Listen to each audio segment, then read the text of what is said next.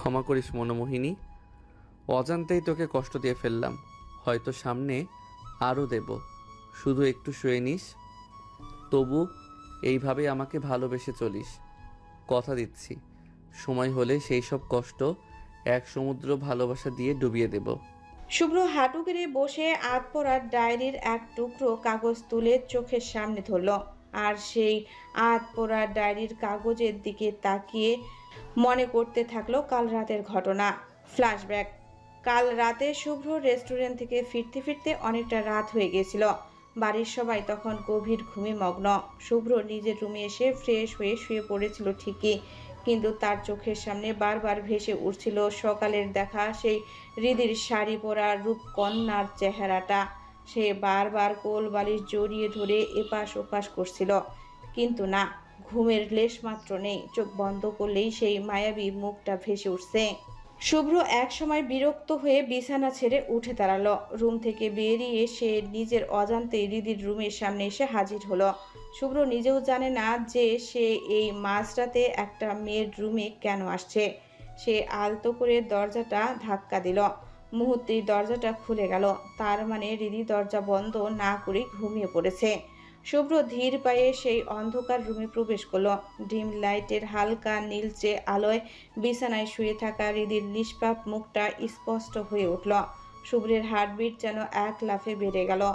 এই অনুভূতি শুভ্রের কাছে একদমই নতুন নয়, বরং বড্ড চেনা। শুভ্র ধীরে ধীরে হৃদির বিছানার পাশে এসে হাঁটু গেড়ে বসল। হৃদি গভীর ঘুমে আচ্ছন্ন।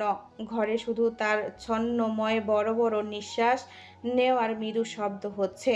শুভ্র মন্ত্রমুগ্ধের মতো কিছুক্ষণ তাকিয়ে রইল হৃদির দিকে।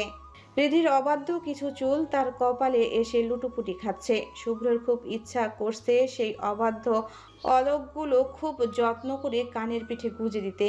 ইচ্ছে যখন জেগেছে তখন তাকে অপূর্ণতা রাখা শুভ্রের স্বভাব বিরুদ্ধ। সে অতি সন্তর্পণে হাত বাড়িয়ে পরম মমতায় হৃদির কপালে আসা চুলগুলো কানের পাশে সরিয়ে দিতে দিতে বিড়বিড় করে গেয়ে উঠল। মেরে খাব মেরে ख्यालों की रानी किसी दिन बनेगी हमारी कहानी। শুভ্রের সেই বরফ শীতল হাতের স্পর্শ কপালে পেতে হৃদি ঘুমের ঘোরে তীব্রভাবে কেঁপে উঠল। এক অজানা শিহরণ যেন মুহূর্তেই তার সারা শরীরে বিদ্যুৎ তরঙ্গের মতো বয়ে গেল। শুভ্র চমকে হাতটা সরে নিতে চাইলেও পারল না। সে দেখল হৃদি একটু নড়ে চড়ে নিয়েও তার গাঢ় ঘুমটা ভাঙল না। শুভ্র অবলোক দৃষ্টিতে হৃদির সেই চাঁদপানা মুখের দিকে তাকিয়ে রইল। বেশ কিছুক্ষণ পর শুভ্র একটা দীর্ঘশ্বাস ফেলল। এই প্রথম সে নিজের ভেতরের কঠিন দেওয়ালটা ভেঙে পড়তে দেখল।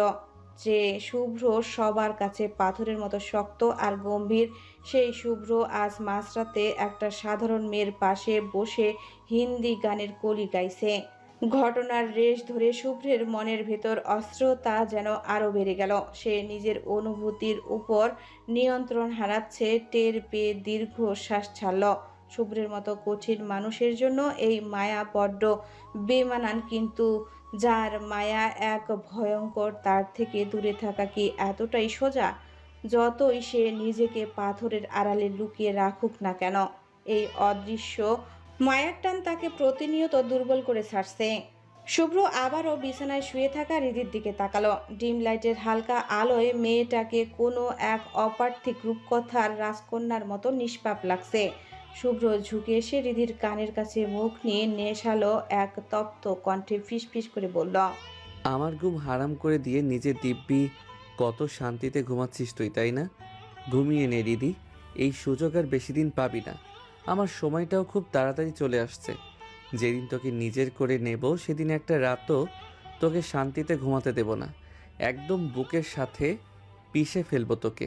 কথাগুলো বলার সময় শুভ্রের গলায় এক অদ্ভুত আদিম নেশা খেলা করছে।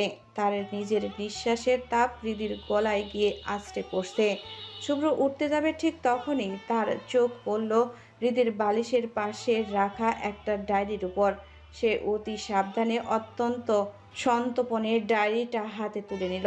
হালকা আলোয় সবটা স্পষ্ট না হলেও ডায়েরির জীর্ণ দশা দেখে সে বুঝতে পারল এটা হৃদির অতি যত্নে রাখা কোনো জীবন খাতা। শুভ্রের ব্যক্তিত্বে অন্যের ব্যক্তিগত জিনিস হাত দেওয়ার মতো স্বভাব কোনোদিন ছিল না, কিন্তু আজকের এই রাতটা যেন সব নিয়ম ভাঙল। শুভ্র মনে মনে নিজেকে শাসন করলো ঠিকই, কিন্তু পরক্ষণে ভাবলো অন্যের বেলা যেটা অপরাধ, হৃদির বেলা সেটা তার অধিকার। হৃদির জীবনের গোপন কথাগুলো জানতে সে প্রয়োজনীয় পৃথিবী ধ্বংস করে দিতেও রাজি। শুভ্র আর এক মুহূর্ত দেরি করলো না। ডায়েরিটা শক্ত করে মুঠোয় চেপে ধরে সে নিঃশব্দে রিদির রুম থেকে বেরিয়ে নিজের অন্ধকার করিডোর ধরে নিজের ঘরের দিকে এগিয়ে গেল। রুমে ফিরে শুভ্রের ভেতরের অস্ত্রতা যেন চরমে পৌঁছালো। সে বিছানায় বসে ডায়েরিটা হাতে নিল, কিন্তু সেটি খোলার সাহস পাচ্ছিল না। তার হাত দুটো মৃদু কাঁপছে, বুকের ভেতর এক অজানা আশঙ্কা। যদি তার এই মনমোহিনীর জীবনে অন্য কারো ছায়া থাকে, যদি এই ডায়েরির পাতায় অন্য কোনো পুরুষের নাম লেখা থাকে, এই ভয়টা শুভ্রের মতো আত্মবিশ্বাসী মানুষকে মুহূর্তেই কুঁকড়ে দিচ্ছে। অবশেষে একরাশ দ্বিধা নিয়ে শুভ্র ডায়েরিটা খুলল। প্রথম পৃষ্ঠা উল্টাতেই তার চোখ আটকে গেল। অনেক সুন্দর করে ডিজাইন করা একটি বড় নাম সেখানে জ্বলজ্বল করছে। আমার প্রিয় দর্শন, পুরুষ শুভ্র ভাই। নামটা দেখেই শুভ্রের হাত থেকে ডায়েরিটা প্রায় পড়েই যাচ্ছিল। সে এক মুহূর্তের জন্য পাথরের মতো স্থির হয়ে গেল। চোখ বড় বড় করে সে নামটার দিকে তাকিয়ে রইল। নিজের নামটা যেন তার কাছে পৃথিবীর সবচেয়ে অপরিচিত শব্দ মনে হতে লাগলো।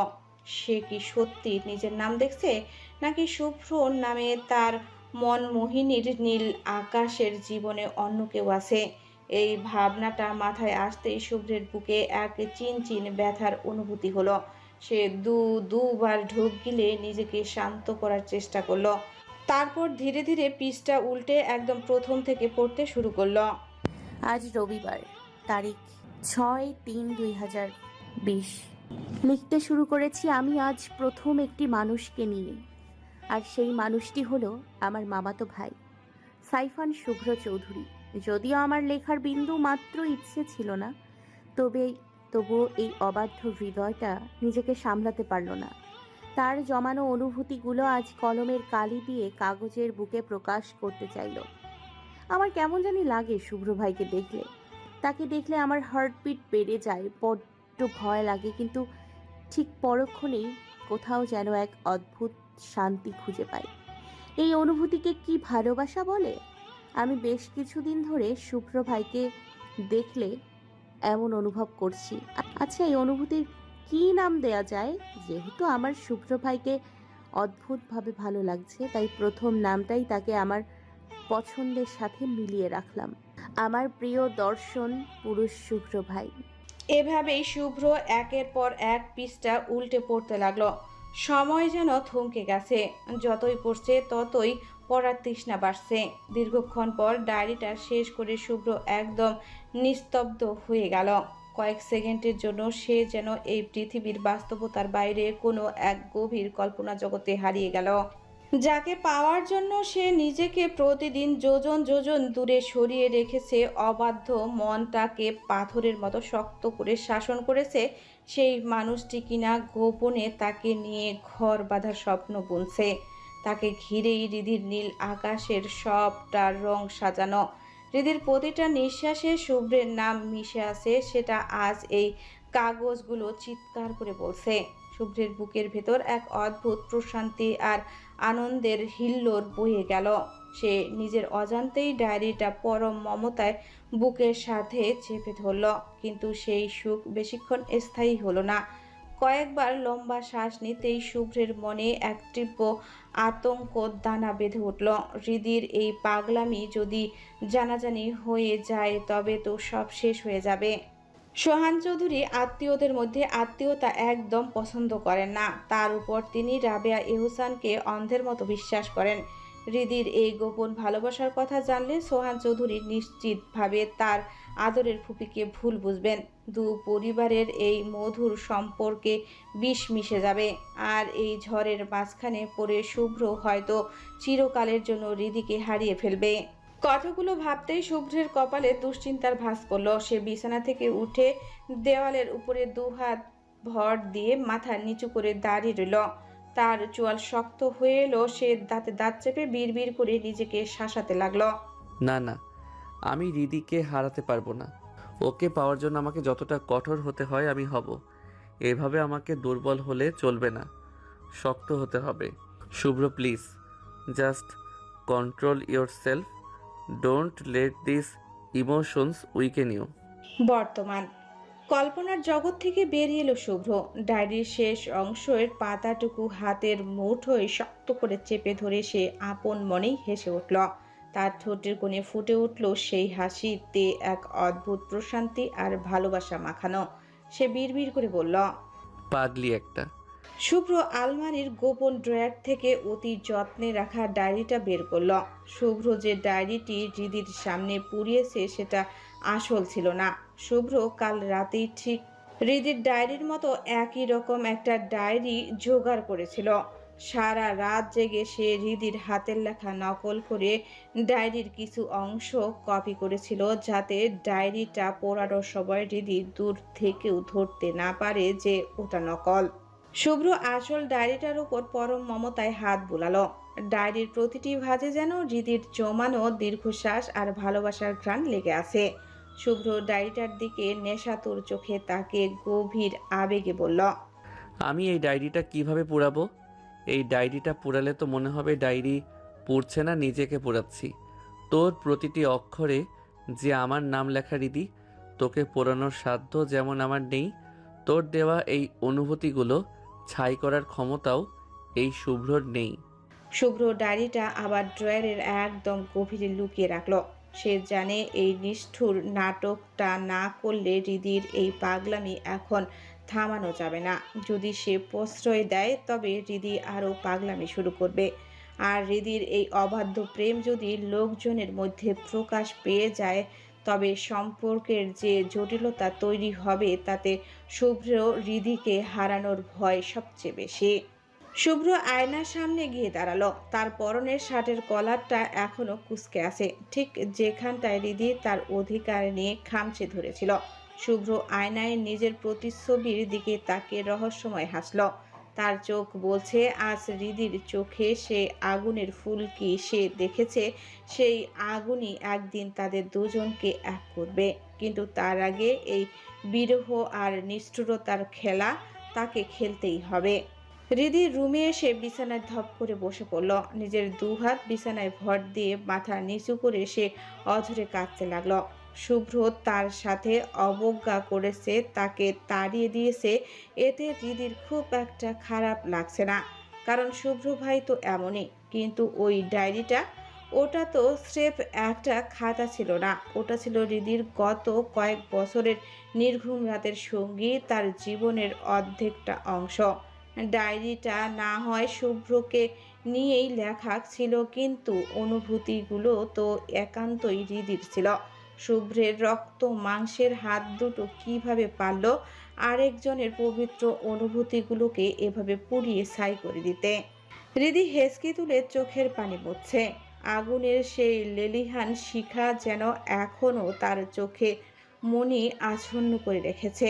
সে শূন্য দৃষ্টিতে জানালার ওপাশে তাকিয়ে দাঁতে দাঁত চেপে বলল, খুব খারাপ লাগছে জানেন শুভ্র ভাই, আপনি আজ ডায়েরি না আমাকে পোড়ালেন, কিন্তু আমি জ্বলে পুড়ে ছাই হয়ে গেলেও সেই ছাইয়ে আপনাকেও নিয়ে পুড়ব। আমার ভালোবাসার আগুনে আপনাকেও পোড়াবো। অন্যদিকে নির্ভারের কথা শুনে নেহার রাগ মুহূর্তেই ভয়ে রূপ নিল। তার মনে হলো পায়ের তলার মাটি দুলছে, শরীরটা যেন মুহূর্তেই হিমশীতল হয়ে এলো। নির্ভারের রাগী চেহারা আর তীক্ষ্ণ কণ্ঠস্বর নেহা আর নিজেকে ধরে রাখতে পারল না। সে দু হাত দিয়ে মুখ ঢেকে ফুপিয়ে কেঁদে উঠল। বোনের এমন অসহায় কান্না দেখে নির্ভারের কলিজায় যেন কেউ মোচড় দিয়ে ধরল। সে সোফা থেকে বিদ্যুৎ বেগে উঠে এসে নেহার দু কাঁধ শক্ত করে ধরে ঝাঁকিয়ে বলল, নেহা, কিউ ডাল, কাঁদছিস কেন? বল আমায় কি হয়েছে? শুভ্র তোর সাথে কি করেছে? কোনো খারাপ কিছু করেছে ও? তুই একবার বল, ওই কুত্তার বাচ্চাকে আমি জ্যান্ত মেরে ফেলবো। আর হাম খান নির্বাণের বোনের দিকে চোখ তুলে তাকাবে আর সে জীবিত থাকবে? পারবে না, এমন কোনো ছেলেই দুনিয়ায় আজও জন্মায়নি। বল কি করেছে? নেহা হাউমাউ করে কেঁদে উঠল। তার কণ্ঠস্বর কাঁপছে আর নির্ভারের চোখের দিকে তাকানোর সাহসটুকু সে হারিয়ে ফেলেছে। সে ভাঙ্গা গলায় বলল, না ভাইয়া, শুভ্র কিছু করেনি, সব আমি করে ফেলেছি ভাইয়া। শুভ্র আমার গোপন ভিডিও বের করে ফেলেছে। নির্ভারের যেন কথাটার মানে বুঝতে একটু সময় লাগলো। সে ভ্রু কুঁচকে কপালের গভীর ভাঁজ ফেলে পাথরের মতো স্থির হয়ে দাঁড়িয়ে রইল। তার কান যেন বিশ্বাস করতে পারছে না যা সে শুনল। সে অত্যন্ত গম্ভীর গলায় জিজ্ঞেস করল, গোপন ভিডিও মানে? কি বলছিস এসব নেহা? ক্লিয়ারলি বলবি? নেহা মাথা নিচু করে কান্না ভেজা কণ্ঠে পুরো কাহিনীটা বলতে শুরু করলো। ফ্ল্যাশব্যাক। ঈশানের ফোনের স্ক্রিনের ভিডিওটা দেখা মাত্রই নেহার সারা শরীর অবশ হয়ে এলো। সে দু পা পিছিয়ে গেল, তার হৃৎপিণ্ডটা যেন গলার কাছে চলে এসেছে। সে কাঁপা কাঁপা গলায় ঈশানের দিকে তাকিয়ে বলল, ঈশান, তুমি তুমি ভিডিও পেলে কোথায়? ঈশান তখন শুভ্রের দিকে তাকিয়ে একবার তার ছেলের হাসি দিল, তারপর নেহার দিকে ফিরে বলল, ম্যাম, মানুষটা হিন্দু হতে পারি, কিন্তু আপনাদের এসব নষ্টামি ধরতে বসের বুদ্ধি আর ঈশানের কেরামতি যথেষ্ট। বলাই হয়নি ঈশান হিন্দু। আর এই হিন্দু ছেলেটা শুভ্রের মতো একজন নিষ্ঠাবান মুসলমানের সাথে কিভাবে এমন অটুট বন্ধুত্ব আর বিশ্বস্ততায় জড়িয়ে গেল তা সময়ের সাথে সাথে জানা যাবে। ঈশানের কথা শুনে নেহা মরিয়া হয়ে শুভ্রের দিকে তাকালো। সে কান্নায় ভেঙে পড়ে বলল, বিশ্বাস করো শুভ্র, আমি আমি এটা ইচ্ছে করে করিনি। আসলে একটা পার্টি ছিল, ও আমার ফ্রেন্ড ফারহান। সেদিন আমরা দুজনেই অনেক বেশি ড্রিঙ্ক করে ফেলেছিলাম। আমাদের মধ্যে যে কী হয়ে গেছিল আমরা নিজেরাও জানি না। শুভ্রের চোখে তখন কোনো মায়া ছিল না, ছিল কেবল চরম অবজ্ঞা। সে পকেটে হাত দিয়ে খুব নিস্পৃহ গলায় বলল, আমার বিশ্বাসে তোমার কি যায় আসে নেহা? I don't care. কিন্তু তোমার কি নিজের রুচি বলে কিছু নেই? এই সস্তা ক্যারেক্টার নিয়ে ভাবলে কি করে যে তোমার মতো একটা মেয়েকে আমি বিয়ে করব? না মানে, আমার কি ভাতের অভাব নাকি বাড়ির অভাব যে তোমাকেই বিয়ে করতে হবে? নেহা তখন তার শেষ অস্ত্রটা ছাড়ল। সে চোখ রুখে দাঁড়িয়ে হুমকি দিয়ে বলল, কিন্তু তুমি আমাকে বিয়ে না করলে তোমাদের পরিবার রাস্তায় নামবে, ভুলে যেও না। Your family will be on the streets. অভ্রের ঠোঁটের কোণে তখন সেই চেনা বিষাক্ত আর বাঁকা হাসিটা ফুটে উঠল। সে এক পা এগিয়ে খুব শান্ত কিন্তু ধারালো গলায় বলল, আর আমরা রাস্তায় নামলে তোমাদের পরিবারের সবার সম্মান ধুলোয় মিশে যাবে Neha. Just think about it.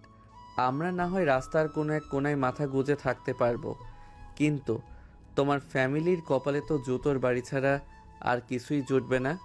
That will B A real disaster. Neha ভ্রু কুঁচকে আতঙ্কে অস্থির হয়ে বলল, মানে কি বলতে চাইছো তুমি? ক্লিয়ারলি বলো। ঈশান তখন শয়তানি হাসি দিয়ে ফোনের স্ক্রিনটা নেহার চোখের সামনে আরও একটু উঁচিয়ে ধরল। তারপর বাঁকা স্বরে বলল, মানে খুব সহজ ম্যাম। আপনার আর আপনার ওই ফুলের মতো পবিত্র ফ্রেন্ড ফারহানের ল্যাংটা, মানে থুকু। আসলে এই সুন্দর ভিডিওটা যখন পুরো পাবলিক দেখবে, তখন লোকে কি বিউটিফুল সব কমেন্ট করবে আর লাইক করবে। ইস, বস কত ভালো, চিন্তা করুন তো। নেহা ম্যামকে কোনো কষ্ট ছাড়াই ভাইরাল করে দিতে চাইছে। নেহার সারা শরীর মুহূর্তেই স্যাঁত করে উঠল। মেরুদণ্ড দিয়ে যেন একটা হিম শীতল স্রোত বয়ে গেল। এই ভিডিও যদি সত্যি সত্যি ইন্টারনেটে চলে যায় তবে তার জীবনটা ধুলোয় মিশে যাবে। নেহা বড় বড় চোখে শুভ্রের দিকে তাকিয়ে চিৎকার করে বলল, দেখো শুভ্র, এটা কিন্তু একদম ভালো হচ্ছে না। You are blackmailing me. তুমি আমাকে ব্ল্যাকমেইল করতে পারো না, এটা ক্রাইম। শুভ্র ঠোঁটের কোণে সেই চিরচেনা তাচ্ছিলের হাসি ফুটিয়ে সে ধারালো গলায় বলল, সো হোয়াট? তুমি করতে পারলে আমি কেন পারবো না? এইটা কি কোনো স্ক্রিপ্টে লেখা আছে যে শুধু তোমরাই গেম খেলবে? তুমি কি জানো না নেহা, সোজা আঙুলে ঘি না উঠলে আঙুল বাঁকাতে হয়? কথা সত্যি কিনা জানি না, তবে পয়জন দিয়েই কিন্তু পয়জন কাটতে হয়। You deserve this. নেহা এবার মাথা নিচু করে ফেলল। তার সারা শরীর থরথর করে কাঁপছে। শুভ্র যে এতটা শার্প আর চালবাজ হতে পারে সেটা সে কল্পনাও করতে পারেনি। কিন্তু তার মাথায় এখন একটাই প্রশ্ন ঘুরপাক খাচ্ছে, শুভ্র এই ভিডিওটা পেল কোথায়? এই ভিডিওর কথা তো সে আর ফারহান ছাড়া আর কারো জানার কথা ছিল না। নেহার অস্তিত্ব এখন সংকটের মুখে। সে কোনো রকমে নিজের গলা পরিষ্কার করে বলল, তুমি তুমি এখন আমার কাছ থেকে ঠিক কি চাও? শুভ্র এক মুহূর্ত দেরি না করে বাসখাই গলায় আদেশ দিল। Cancel this marriage. আজকেই এই বিয়েটা ক্যান্সেল করো। I want to be free. Neha এবার সম্পূর্ণ ভেঙে পড়ল। সে হিতাহিত জ্ঞান হারিয়ে শুভ্রের পা জড়িয়ে ধরল। রেস্টুরেন্টের মেঝেতে বসে কান্নায় ভেঙে পড়ে সে আকুতি করতে লাগলো। শুভ্র, প্লিজ বিশ্বাস করো, আমি তোমাকে অনেক ভালোবাসি। তুমি প্লিজ আমার ইমোশন নিয়ে খেলো না। দেখো, আমি যা করেছি সেটা ভুল করেছি, আই নো, কিন্তু সেই ভুলের জন্য তুমি আমাকে মাফ করে দাও। I really love you so much Shubhra, তোমাকে ছাড়া আমি শেষ হয়ে যাব। শুভ্রের চোখ মুখে প্রচণ্ড বিরক্তি আর ঘৃণা। সে নিজের পা জড়িয়ে থাকা নেহার দিকে তাকিয়ে নিচু স্বরে কিন্তু কঠোরভাবে বলল। গু খাও তুমি। বলেই শুভ্র এক ঝটকায় নিজের পা ছাড়িয়ে নিল। সে নিজের দামি হাত ঘড়ির দিকে একবার তাকে অত্যন্ত দাম্ভিকতার সাথে রেস্টুরেন্ট থেকে বেরিয়ে যেতে যেতে নেহার উদ্দেশ্যে শেষবারের মতো ওয়ার্নিং দিয়ে গেল। সময় আজ রাতটুকু। You have only one night. এখন তুমি ভাবো কি করবে। বিয়েটা ক্যান্সেল করবে নাকি নিজেকে ইন্টারনেটে দেখবে? Choice is yours. বর্তমান। নেহার কাহিনী বলা শেষ হতে না হতেই নির্ভার সজোরে একটা থাপ্পড় বসিয়ে দিল নেহার গালে। থাপ্পড়ের তীব্রতায় নেহা সিটকে সোফার উপরে গিয়ে পড়ল। সে গালে হাত দিয়ে থরথর করে কাঁপতে লাগলো। নির্ভারের শরীর রাগে রিরি করছে, তার চোখ দিয়ে যেন আগুন ঝরছে। নির্ভার ঘৃণায় মুখ কুঁচকে বলল। ছিনে আছি, তুই এতটা নিচে নেমে গেছিস। আমি ভাবতাম তুই জাস্ট একটু মডার্ন ছেলে ফ্রেন্ডদের সাথে ঘুরিস, পার্টি করিস, কিন্তু তাদের সাথে এসব। ছি, আমার নিজের বোন হিসাবে তোকে পরিচয় দিতে এখন ঘৃণা লাগছে।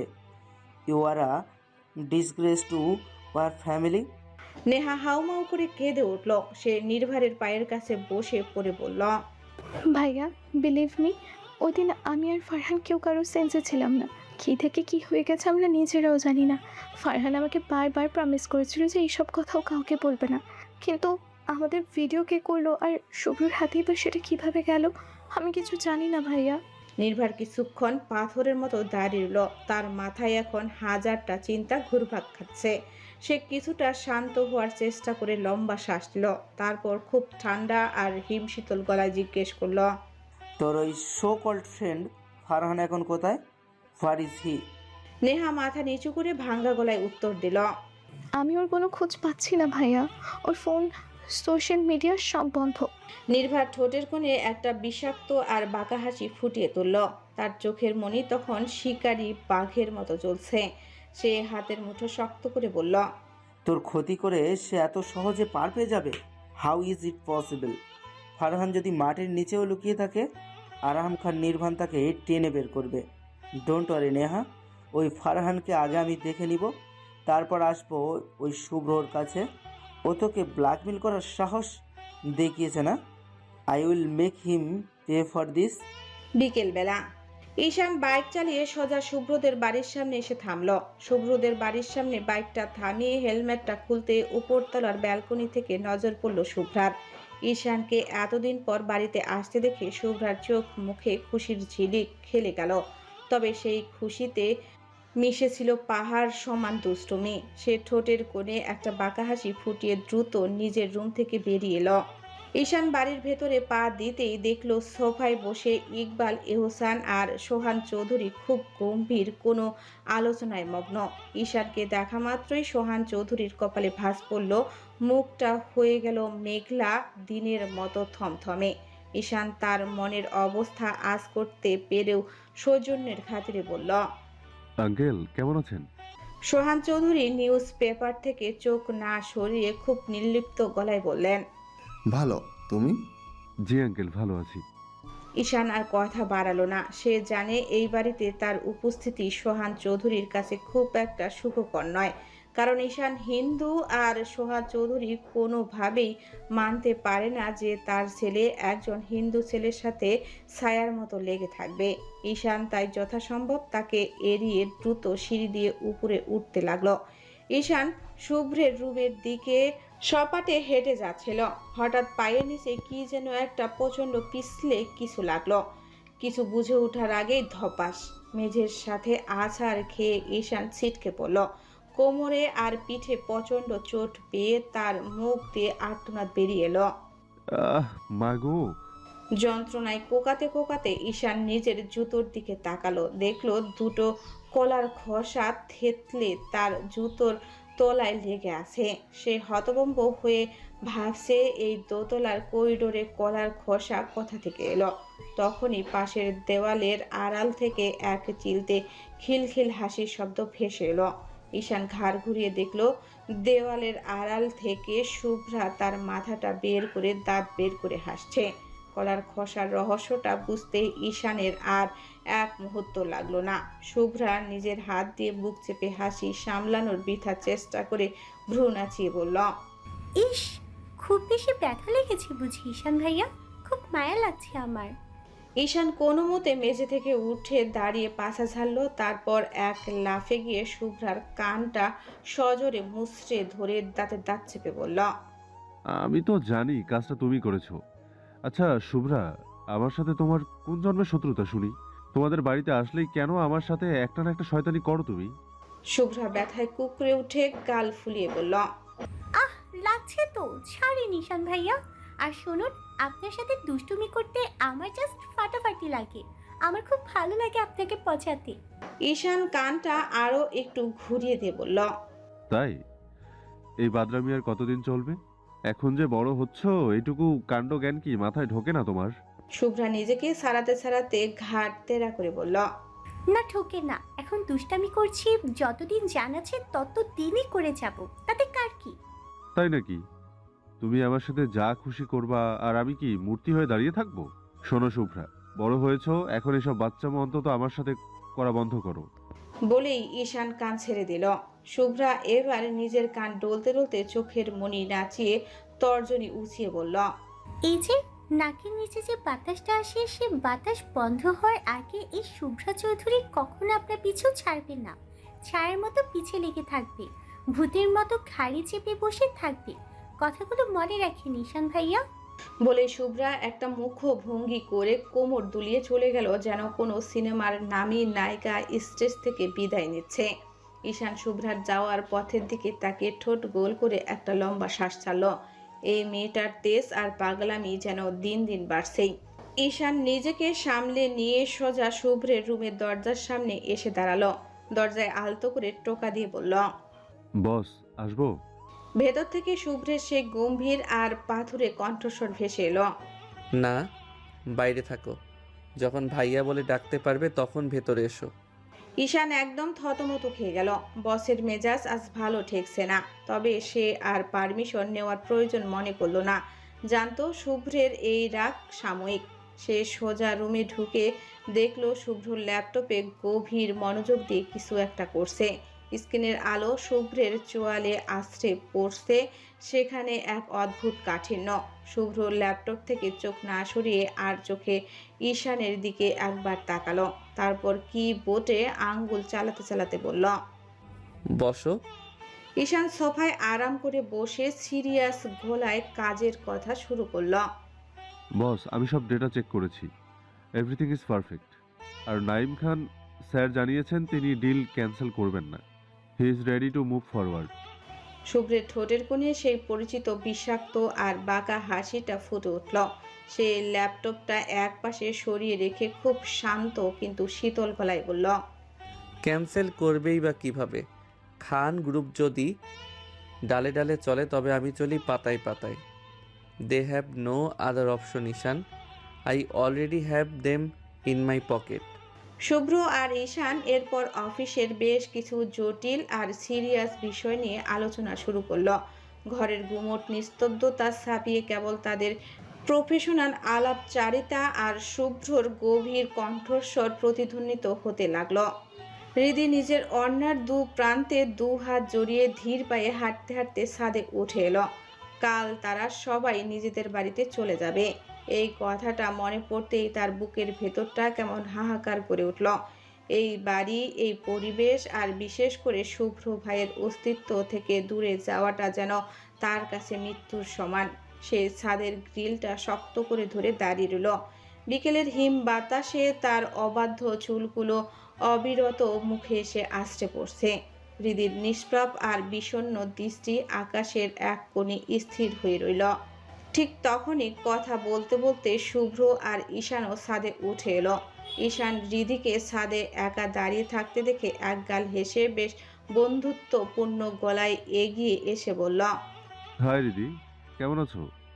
অনেকদিন পর তোমার সাথে দেখা হলো। হৃদি হঠাৎ চমকে উঠে তাকিয়ে দেখলো ঈশান ভাইয়া। সে তাকে আগে থেকেই চিনে। হৃদি এবার ঘাড় ঘুরিয়ে পাশের দিকে তাকাতেই দেখলো শুভ্র দাঁড়িয়ে আছে। শুভ্র পকেট থেকে ফোন বের করে খুব মনোযোগ দিয়ে স্ক্রিন চাপছে, যেন আশেপাশে কি হচ্ছে বা কে দাঁড়িয়ে আছে তাতে তার বিন্দুমাত্র আগ্রহ নেই। হৃদি এবার ঈশানের দিকে তাকিয়ে একটু স্লান হেসে বলল, জি ভাইয়া, ভালো। আপনি কেমন আছেন? এই তো চলছে। তাই ভর সন্ধ্যায় ছাদে একা কি করছো? এমনি একটু হালকা হাওয়া খেতে আসলাম। ও আচ্ছা, তো তোমরা কবে যাচ্ছ নিজেদের বাসায়? কাল চলে যাব। কলেজ আছে অলরেডি, 4 দিন মিস হয়ে গেছে। হৃদির এই কথা শেষ হতে না হতেই শুভ্র ফোন থেকে মুখ তুলল। সে সরু চোখে অত্যন্ত তীক্ষ্ণ আর রহস্যময় দৃষ্টিতে হৃদির দিকে তাকিয়ে প্রশ্ন করল, শুনলাম তোদের কলেজে নাকি নিউ প্রফেসর আসছে, ডু ইউ নো হিম? হৃদি এবার জেদ করে মুখ বাঁকিয়ে জবাব দিল, তার কণ্ঠে তখন অভিমানের সুর স্পষ্ট।